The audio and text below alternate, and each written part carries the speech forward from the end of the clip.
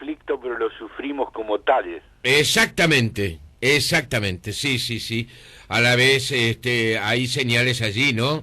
Bajó, según una encuesta que se dio a conocer ayer en Telenoche 4, al 33% la aprobación a la gestión de la intendente de Montevideo. Debe ser un guarismo que debe estar preocupando mucho, ¿no? Parece que es un guarismo que no tiene antecedentes históricos conocidos. Es decir, Sí.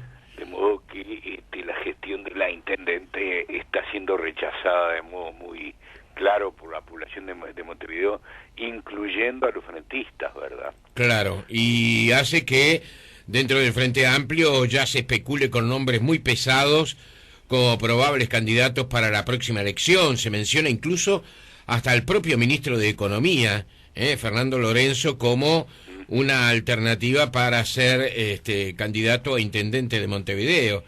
Estamos a nivel de rumor, no estamos hablando de nada oficial, pero tampoco son rumores que surjan, digamos, de lugares alejados a centros que son importantes, ¿verdad? De opinión dentro del Frente Amplio. Bueno, vamos a ver qué pasa. El tema Pluna, bueno, la relación Astori-Mujica.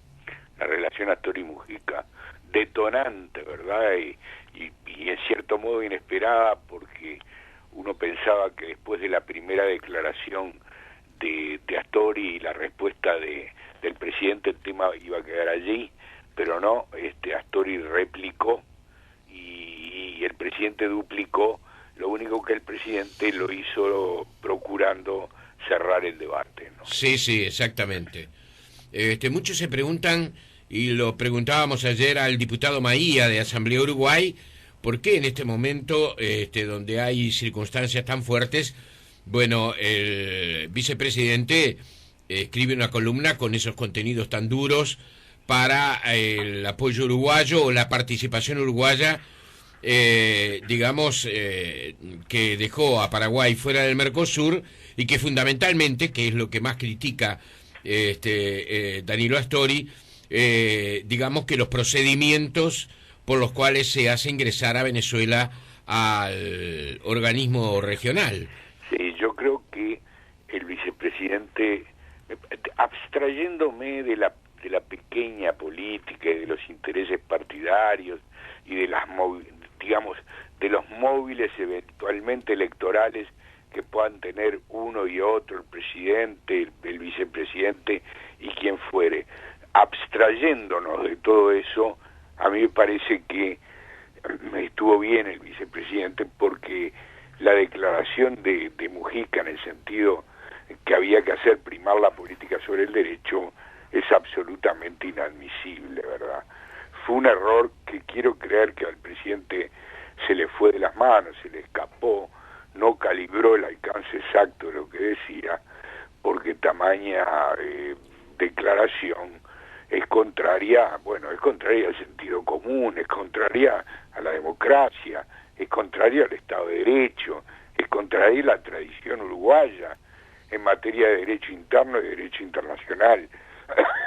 La política está claramente subordinada a las normas jurídicas que todos contribuimos a que se sancionen, ¿verdad?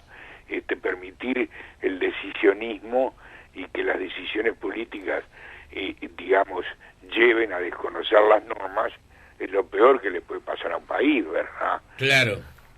De manera que me pareció que fue muy atinado, en ese sentido general, que el vicepresidente reafirmara al Estado de Derecho y reafirmara al Mercosur, que se ha convertido, en cierto modo, en una institución carente de estructura jurídica adecuada, ¿no? Sí, manejada por presidentes más que por los estados, ¿no? Es decir, la representación de los estados obviamente tiene a sus figuras máximas como expositores, pero hay instancias que parecen que la voluntad, el capricho, el buen humor, el estado de ánimo, el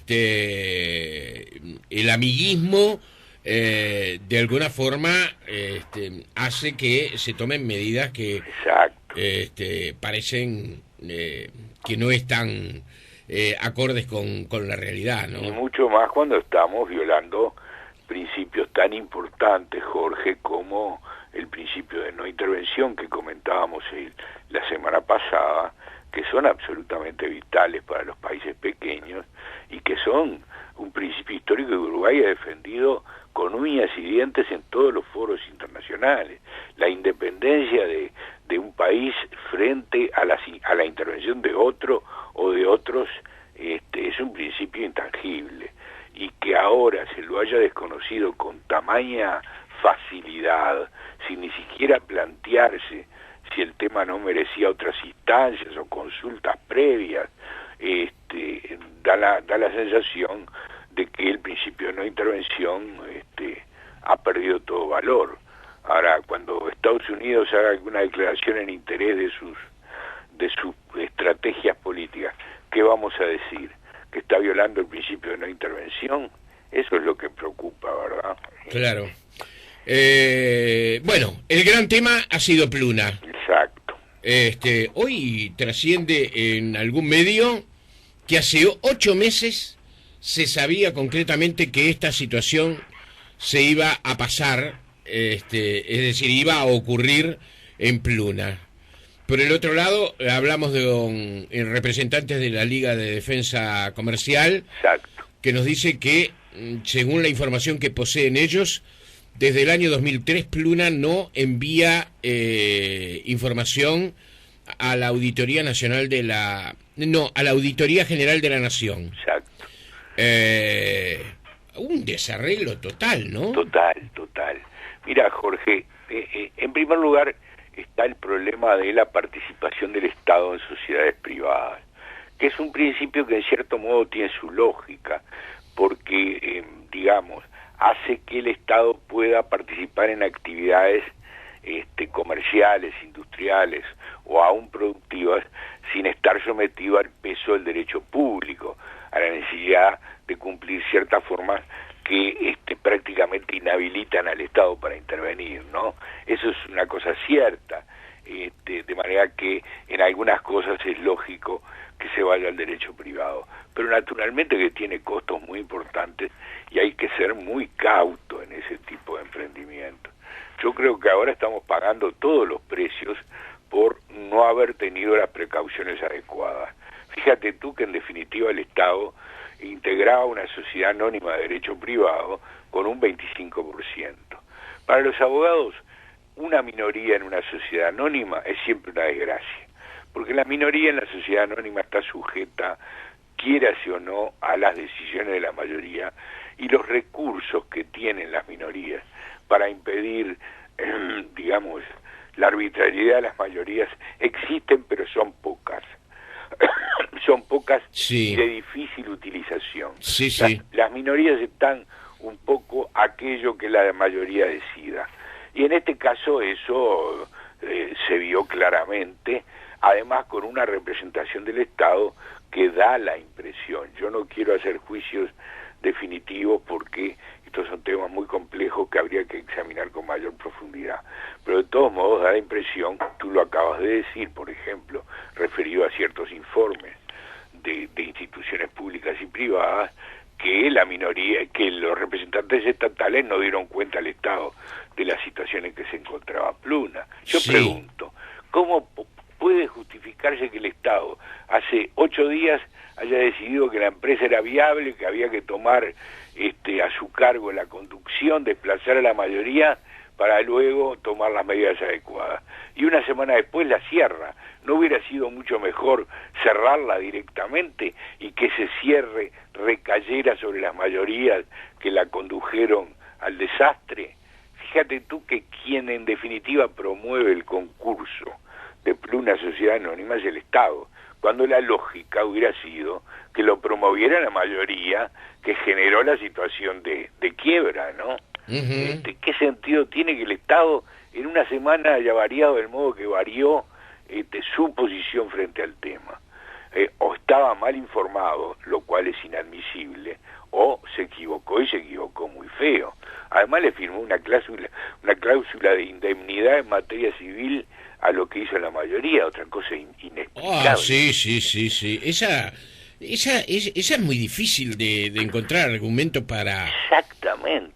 ¿qué justificación tiene que una mayoría que liquidó una empresa, en el sentido económico, ¿verdad?, que la hizo inviable, por las razones que fuere, pero que habrá que investigar? A veces en los negocios las circunstancias llevan a que una empresa quiebre sin que necesariamente haya responsabilidad de sus directores. Ello ocurre. El mundo de los negocios es un mundo que siempre tiene una cuota de indecisión, de incertidumbre muy grande, pero todo hace presumir que aquí se vendieron hasta los tornillos que había en los depósitos, ¿no? Sí, sí. Que la empresa quedó despojada de todo, sí, absolutamente de todo. Y a eso agrego, en el medio de esa situación tan precaria del Estado, con un 25% en una sociedad que no dominaba, que no le daban la información adecuada, que las relaciones eran tirantes, ¿cómo explicar que el Estado saliera de garantía de la totalidad de los aviones que se compraron? Otra cosa inexplicable. Si hay algo que no puede hacer la minoría, es comprometer su responsabilidad más allá de su cuota accionaria. Sí. Si tú tenés un 25, podrás responsabilizarte de por un ese pasivo 25. hasta el 25%. Sí, sí. ¿Cómo puede ser que el Estado no maneja la empresa, pero se hace cargo de las deudas? Ahora, esto surge en la administración anterior, ¿no? Esto surge en la administración anterior, sin duda. Yo no estoy haciendo juicios políticos, cargando responsabilidades a uno u otro. Lo que estoy diciendo es la gestión del Estado como tal, ¿verdad? Porque el Estado en una u otra administración sigue siendo el mismo. Y el partido político que está detrás de ese Estado en los dos periodos sigue siendo el mismo. De modo que aquí lo que hay es parecería haber una grave inadvertencia y un muy mal manejo de una empresa en las condiciones que enunciábamos. Ha trascendido en las últimas horas, y esto era además motivo de las preguntas de algunos oyentes aquí desde hace días, si el procedimiento de liquidación de Pluna podría ser considerado fraudulento. Ayer fue mencionado incluso en el Palacio Legislativo, en la Cámara de Diputados. Sí, mira, yo creo, Jorge, en primer lugar, que es muy posible que la ley esta de liquidación que está tratando el Parlamento sea inconstitucional. ¿Por qué? Porque es una ley con nombre y apellido. Tú no puedes tener en un país quisiera ser bastante claro en esto, no puedes tener una norma general en materia de quiebra, y cuando resulta que quiebra una empresa entre muchas, por más que tenga intervención el Estado en ella, cuando esa empresa quiebre, crees una ley especial que se aparta de la ley general para verte menos perjudicado. ¿Soy claro en lo que digo? Sí, absolutamente claro. Es una especie, con nombre y apellido. Exactamente. Es una especie de trampita menor, al punto que era tan grosera la norma por la cual se le aseguraba en la rendición de cuentas a ANCAP que iba a cobrar el petróleo que había adelantado, que tuvieron que retirarla, porque ese era el colmo de la inequidad. Resulta que ciertos acreedores cobraban por ley y los demás tenían que ir a la cola de concurso. Otra grosería desde el punto de vista jurídico inadmisible. Ahora, esta ley con nombre y apellido es muy probable que sea inconstitucional. Yo, si fuera comprador de un pasaje, probablemente estaría oponiendo a esta ley un recurso de inconstitucionalidad. ¿Por qué? Porque ¿qué razón hay para que cobre antes que yo algún acreedor y a mí me pospongan? Sí. Es cierto que Scotiabank tiene la prenda de los aviones, entonces la prenda sí cobra antes que el acreedor girografario, pero el resto son todos iguales. ANCAP tiene el mismo derecho a cobrar que tiene un señor que compró un pasaje para ir a Buenos Aires. Claro. Sí. Eso son principios de equidad que el Estado no puede eludir, ¿verdad? Sin embargo, ese tipo de cosas están ocurriendo, están demostrando una falta de, ¿cómo te diría? Una situación donde el gobierno no tiene resto, no tiene perspectiva de lo que está haciendo. Actúa a impulsos, corrige sobre la marcha, en fin, en una situación muy peligrosa, ¿no? Bien. Y sin hablar de lo que significa que el país pueda perder la famosa conectividad, ¿no? Es decir, pueda perder la posibilidad de tener relaciones aéreas con el mundo. Actualmente al aeropuerto de Carrasco llegan muy pocas compañías. Todos sabemos que viajar a Europa o viajar a cualquier otro lado no es nada fácil desde el Uruguay. Sí. Si además perdemos las relaciones aéreas locales, vaya, ¿no? Fíjate lo que ha pasado con el puente aéreo. Los pasajes se han ido a $500. Sí. Es un poco escandaloso, ¿eh? Absolutamente escandaloso. Argentina no autorizó, como debería haber hecho, en una relación, en una política de buena vecindad, que se ampliaran las rutas de compañías argentinas, tengamos en cuenta, porque no eran uruguayas.